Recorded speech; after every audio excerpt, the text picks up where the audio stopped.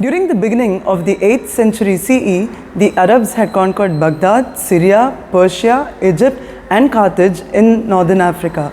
They had crossed over the Gulf of Gibraltar and entered the Iberian Peninsula in 711 CE. The following year, they had conquered Sindh as well. Since they now controlled both land and sea routes in the region, they were able to cut the direct link between Bharat and Europe, affecting trade and commerce.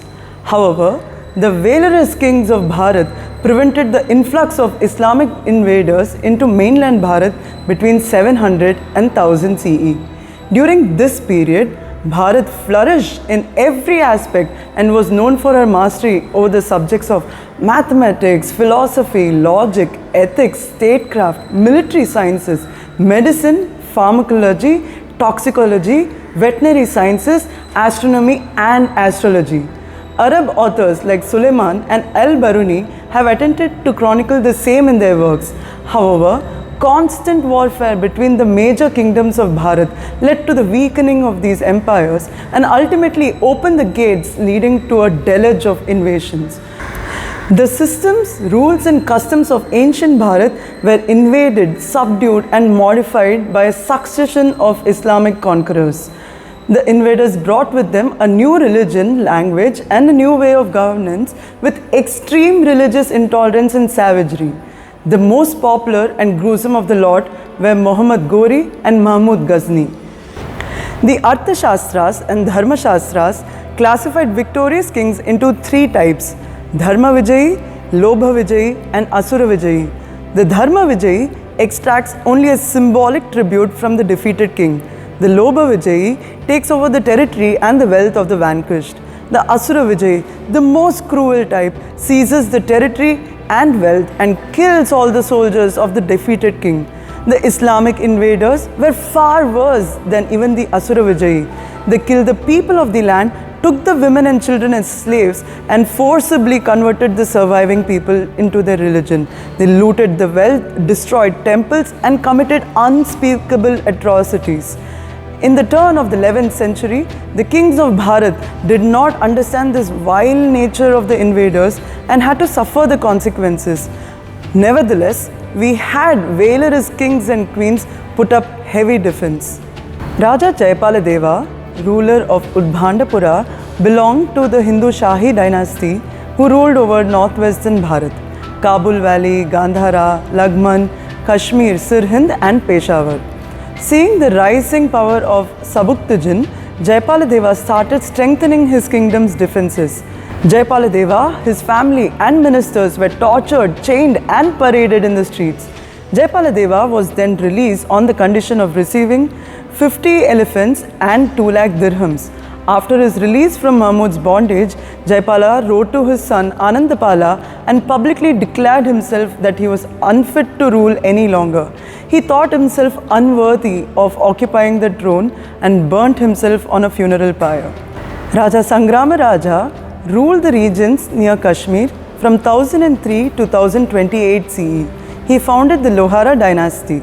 The Bharatiya rulers considered expansion of their kingdom's border as their Rajadharma. They took great pride in their religion, ancestry and inherited wisdom from ancestors. To them, accepting an alien religion under pressure was inconceivable. Sangrama Raja joined with Trilochanapala, the grandson of Raja Jaipal Deva, to fight Mahmud's armies. To take revenge, Mahmud Ghazni attacked Kashmir in 1014 CE. The fourth city was well defended by Sangrama Raja's able forces. The siege and fighting continued at multiple places for more than a month when heavy snowfall began in the region. Mahmud's armies were split and couldn't communicate with each other. The strong defense of Sangrama Raja forced Mahmud to retreat and Mahmud Ghazni never returned for another 7 years. To capture Gujarat, Muhammad Ghori marched through the Thar desert towards Anhilwara and reached the foothills of Mount Abu in 1178 CE. Muhammad chose to attack this region as he knew that the young prince was crowned right after the mighty king had passed away. Rajamata Rani Nayaki Devi was helping the young boy administer the region. Muhammad assumed it would be easy to win over a little boy and a lady. He severely underestimated the capabilities of Rani Nayaki Devi.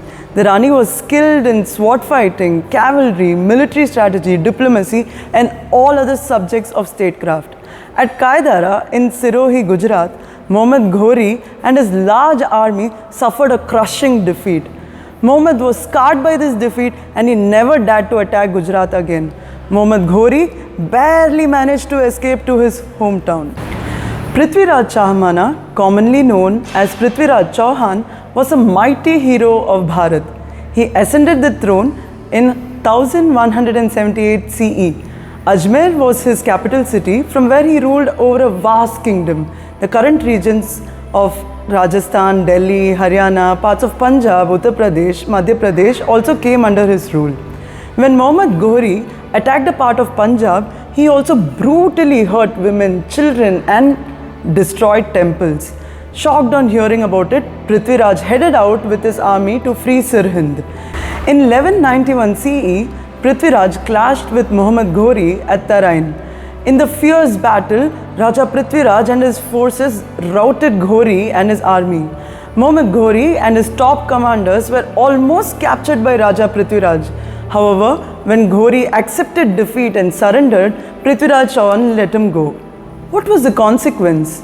Muhammad Ghori managed to flee to Ghor, put together an army and attacked at Tarain again against Raja Prithviraj. He could not even get close, so he sent word to Raja Prithviraj asking for a truce. Prithviraj lowered his guard and his army relaxed, thinking it was a victory.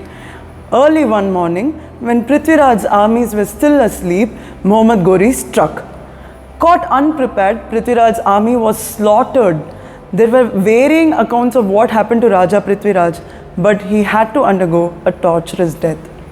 As the Mlechas kept creeping into Bharat, there were more and more valorous kings and queens giving them decisive blows. Such was Bharat's resilience. Bharat Mata ki Jai!